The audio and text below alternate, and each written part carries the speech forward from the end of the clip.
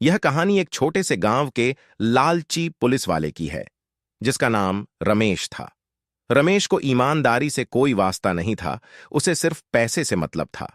वह गांव में लोगों को बेवजह परेशान करता और उनसे रिश्वत लेकर उनके मामलों को सुलझाता था। गांव के लोगों को रमेश के इस बुरे व्यवहार से बहुत परेशानी होती थी, लेकिन वे उसके खिलाफ कुछ नहीं कर पाते थे, क्योंकि वह पुलिस वाला था। एक दिन गांव में एक बड़ा व्यापारी आया। उसने रमेश को बहुत सारा पैसा देकर कहा कि वह उसके खिलाफ कोई भी शिकायत आने पर उसे बचा ले। रमेश ने पैसे लेकर व्यापारी को वादा किया कि वह उसकी हर मदद करेगा। कुछ दिनों बाद गांव के लोगों ने देखा कि व्यापारी ने गांव के पानी के तालाब को अपनी जमीन बताकर वहां पर कब्जा कर लिया है।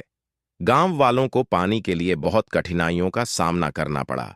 उन्होंने रमेश से शिकायत की, लेकिन रमेश ने उनकी बातों को अनसुना कर दिया और व्यापारी का पक्ष लिया। गांव के लोग निराश हो गए। एक दिन गांव के एक बुजुर्ग ने सोचा कि अब गांव के लोगों को कुछ करना होगा। उसने गांव के सभी लोगों को इकट्ठा किया और एक योजना बनाई। उन्होंने रमेश के लालच का फायदा उठाने की सोची। गांव के लोग इकट्ठा होकर रमेश के पास गए और उससे कहा कि वे व्यापारी के खिलाफ शिकायत दर्ज करवाना चाहते हैं। रमेश ने सोचा कि यह एक और मौका है पैसे कमाने का, इसीलिए उसने उनसे रिश्वत की मांग की। गांव वालों ने मिलकर बहुत सारा पैसा रमेश को दे दिया। रमेश ने पैसे लेकर शिकायत दर्ज की, लेकिन जब उसने व्यापारी को यह बात बताई तो व्यापारी नाराज हो गया और रमेश से कहा कि उसने उसे बचाने का वादा किया था।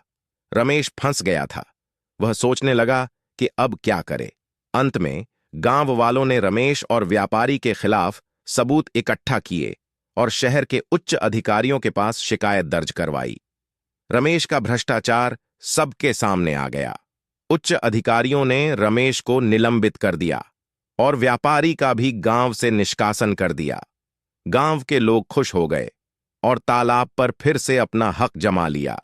उन्होंने सीख लिया कि एकता में बहुत शक्ति होती है और किसी भी लालची या भ्रष्ट व्यक्ति के खिलाफ संघर्ष करना जरूरी है।